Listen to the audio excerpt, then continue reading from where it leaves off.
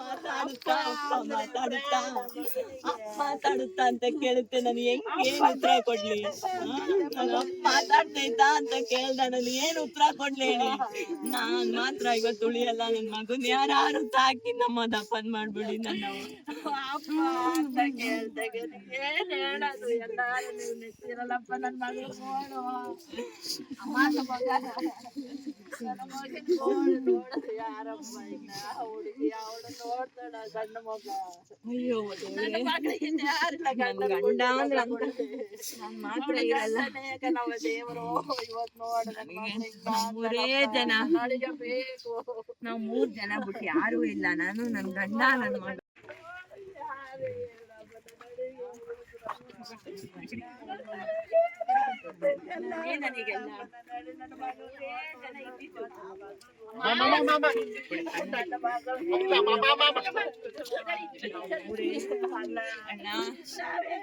ಮೂರೇ ಜನ ಇದ್ದಿದ್ದು ಅಣ್ಣ. ನಾವ್ 3 ಜನ, ನಾನು ನನ್ ಮಗ ನನ್ ಗಂಡ. ನಾವ್ ಏನ್ ಮಾಡೋದು ಇವತ್ತು? ನಾವ್ 3 ಜನ, ನನ್ ಗಂಡನ್ ಬಿಟ್ಟು ನಾನು ನನ್ ಮಗ. ನಾವ್ 3 ಜನ ಇದ್ದಿದ್ದು. 3 ಜನ ಬಿಟ್ಟು ಯಾರು ಇಲ್ಲ. ಪೊಲೀಸು ಯಾರು ನನ್ನ ಮಗ ಕಾಪಾಡಲ್ಲ. ನಾವ್ 3 ಜನ ಇದ್ದಿದ್ದು. ನೋಡಿ ನನ್ ಮಗ, ನಾನು ನನ್ ಗಂಡ. ಏನ್ ಮಾಡ್ಬೇಕು? ನನ್ ಗಂಡ ಮುಂಚೆನೂ ಈ ಸಮಸ್ಯೆ ಇದೆ.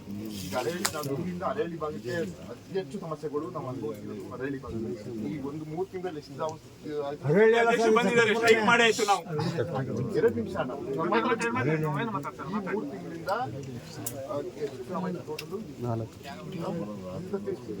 ಅಲ್ಲ ಅರೇಳಿ ಭಾಗ ಇದು ಬಿಡಿ, ಸಕಲೇಶ್ಪುರ ತಾಲೂಕು ಅರೇಳಿ ಭಾಗದಲ್ಲಿ 3 ರಿಂದ 4 ಗ್ರಾಮ. ಅಲ್ಲಿ ನಾವು ಏನ್ ಮಾಡಿದ್ವಿ, ನಮ್ಮ ಸಚಿವರ ಜೊತೆ ಮಾತಾಡ್ಕೊಂಡು ಕ್ಯಾಪ್ಚರಿಂಗ್ಗೆ ನಾವು ಅವಕಾಶ ಮಾಡ್ಕೊಂಡ್ವಿ. ಅದರಲ್ಲಿ ನಾವು 3 ಕ್ಯಾಪ್ಚರಿಂಗ್ ಮಾಡಿದ್ವಿ. ಅದ್ರಲ್ಲಿ 2 ರೇಡಿಯೋ ಕಾಲರ್ ಹಾಕ್ಬಿಟ್ಟು ಬಿಟ್ಟಿದ್ವಿ. ಈಗ ಅಲ್ಲೂ ಸಹ ಸಮಸ್ಯೆ ಮುಗಿದಿದೆ ಅಂತ ನಾನು ಹೇಳಲ್ಲ, ಆಯ್ತಾ? ಆದ್ರೆ ಅಲ್ಲಿ ಒಂದು ಹಂತಕ್ಕೆ ಕಂಟ್ರೋಲ್ ಇದೆ. ಜನ ನಾವು ಏನಂತ ಹೇಳ್ತಾರಲ್ಲ, ನಾವು ಸಹ ಅಲರ್ಟ್ ಆಗಿದ್ದೀವಿ.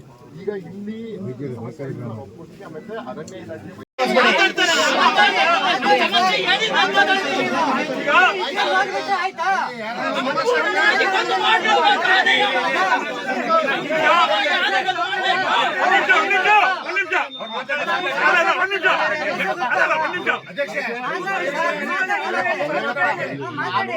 ಇದನ್ನ ನಾಳೆ ಒಂದು ವಾರ ಎಲ್ಲ ಕರೀತೀರಾ?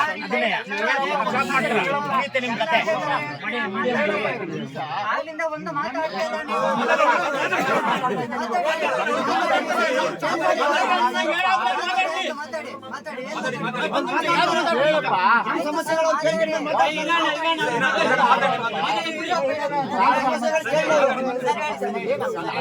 ಅಲ್ಲ, ಈಗ MP ಸಾಹೇಬ್ರು ಅವ್ರ ಮನಸ್ಸಲ್ಲಿ ಏನಿದೆ, ಏನ್ ಪರಿಹಾರ ಹೇಳ್ತಾರೆ? ನೀವು ಶಾಶ್ವತ ಪರಿಹಾರ ಯಾವತ್ತು ಕೊಡ್ತೀರಿ? ನಮ್ಗೆ ಕೊಟ್ಬಿಡಿ, ರೈತರಿಗೆಲ್ಲ ಗಾಯಮಾನ ಕೊಟ್ಬಿಡಿ. ಸರ್ಕಾರ ನಿಂತ್ಬಿಡ್ಲಿ. ಬೇಲೂರು, ಸಕಲೇಶ್ಪುರ, ಆಲೂರು 3 ತಾಲೂಕಲ್ಲಿ ನಮ್ಗಳ ಮನೆ ಹಾಳಾಗೋದು. 3 ಜಿಲ್ಲೆಲ್ಲ ನಮ್ದು 2.5 ಎಕರೆ ತೋಟ ಹೋಯ್ತು ಸರ್. ನನಗೆ ಕೊಟ್ಟಿದ್ದಷ್ಟು ಪರಿಹಾರ 17,000. ಮಾಡಕ್ಕಾಗಲ್ಲ. ಇನ್ನು ಸಿಕ್ಕಾಪಟ್ಟೆ ನಷ್ಟ ಆಗ್ತಿದೆ. ಎಲ್ಲ ನಷ್ಟ ಆದ್ರೆ ಬಾಯಿ ಮುಚ್ಚಿಗೆ ಸುಮ್ಮನೆ ಏನ್ ಕೊಡ್ತೀರಿ ಸರ್? ಅದೇ ಹೇಳಿ ಸರ್. ನೀವು ಸರ್ ಇಲ್ಲಿ ತೋಟ ಗದ್ದೆನೆ ನಂಬ್ಕೊಂಡು ಸಂಘ ಸಂಸ್ಥೆಗಳಲ್ಲಿ ಸಾಲಗಳು ತಗೊಂಡಿರ್ತಾರೆ. ಅದನ್ನ ಯಾವ್ದು ರೀತಿ ಮಾಡೋದು? ಸೋಲಾರ್ ಹಾಕಿದ್ರೆ 7 ಹಾಕಿ ನಮ್ಮ ತೋಟ ಎಲ್ಲ ಹಾಳು ಮಾಡುದು. ಅಡಿಕೆ ಎಲ್ಲ ನಿಮ್ಗೆ ಮಾಜೂರು ಮಾಡಿದ್ರು. ಇವತ್ತು ನನ್ನ ತೋಟಕ್ಕೆ ಹೋದಾಗ 2 ಆನೆ ಇದೆ. ಉದಯವಾರ ಮುಗಿತಣ್ಣ ಎಷ್ಟೇ ಅಂತ ಅದ್ರಲ್ಲಿ ಇದಾವೆ.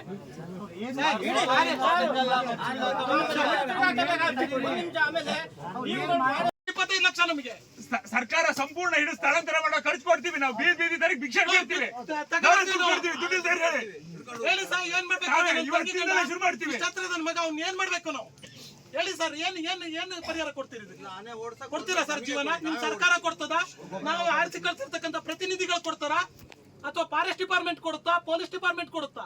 ಯಾರು ಕೊಡಕ್ ಬರಲ್ಲ ಸರ್. ಒಂದು ಪರಿಹಾರ ಕೊಡಿ ನಮ್ಗೆ. ಇವತ್ತು ನನ್ನ ತಂಗಿಗಾಗಿರೋದು ಇಷ್ಟು ಜನರು ತಂಗಿದಿದ್ದಾರೆ, ಅವ್ರ ಮನೆಗೂ ಮರುಕಳಿಸ್ತದ ಸರ್ ಇದು? ಅವ್ರು ಏನ್ ಕೇಳ್ತಿದಾರೆ ನೋಡ್ಲಿ, ಅಲ್ಲಿ ಟಿವಿಲಿ ಬರ್ಲಿ. ಹೇಳಿ ಸರ್. ಈಗ ನನ್ನ ತಂಗಿಗೆ ನಾನೇ 1 ಕೋಟಿ ರೂಪಾಯಿ ಕೊಡ್ತೀನಿ. ನನ್ನ ತಂಗಿ ಜೀವ ಕೊಡ್ತೀನಿ. ಆ 25 ಲಕ್ಷ ಕೊಟ್ಟು ನಮಗೆ ಬೇಕಾಗಿಲ್ಲ ಸರ್ ಆ ದುಡ್ಡು. ಆ 25 ಲಕ್ಷ ತಗೊಂಡು ನಾವ್ ಏನ್ ಮಾಡೋಣ? ನನ್ ಭಾವ ಇಲ್ಲ ಅಂದ್ರೆ ನಾನು ಏನ್ ಮಾಡ್ಲಾ? 25 ಲಕ್ಷ ಇಟ್ಕೊಂಡು ನನ್ನ ತಂಗಿಗೆ ಏನ್ ಕೊಡಕ್ಕಾಗುತ್ತಾ 25 ಲಕ್ಷ ತಗೊಂಡು? ಹೇಳಿ ಸರ್ ನೋಡೋಣ. ಇವತ್ತು ಇದಾಗಿ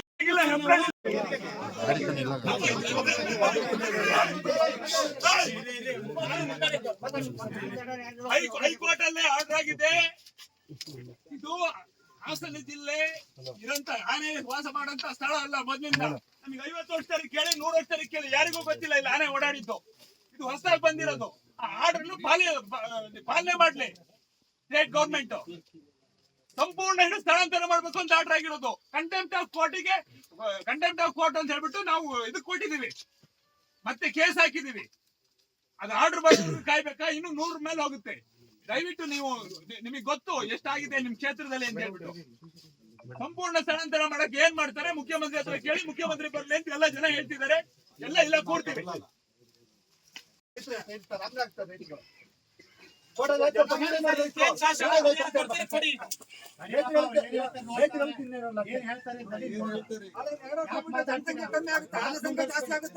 ಅದೇ ರೈತರುಗಳು ಯಾರಂದ್ರೆ ಕೋಟೆಯಲ್ಲಿ ನೋಡಿದ್ರೆ ರೈತರುಗಳು ರೈತರಿಗೆ ಸತ್ತ ಇರ್ತಾರೆ. ಇಲ್ಲಿ ರೈತರು ಸತ್ತರು ನೋಡಿದ್ರೆ ರೈತರು ಮಕ್ಳು ಸಣ್ಣ ಮಕ್ಳು ಅವ್ರಿಗೆ ತೋರ್ಸಕ್ಕಷ್ಟೇ. ಆತರ ಅನ್ಯಾಯ ಆಗಿದೆ.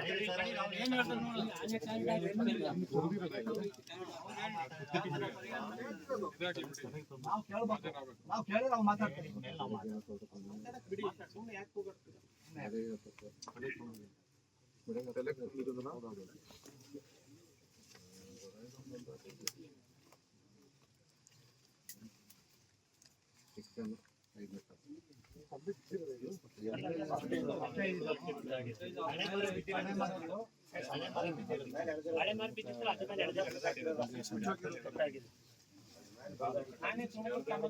ಏನು ಜಾಗ ಫ್ರೀ ಇದೆ ಅದೆಲ್ಲ ಆನೆನೇ ಇವ್ರ ಜೊತೆ ಸತ್ಸಾಡಿದ್ರು. ಒಂದೆರಡು ಆನೆ, ಒಂದಾನೆ ಅಲ್ಲ 2-3 ಆನೆ ಓಡಾಡ್ತಿದ್ದೀವಿ.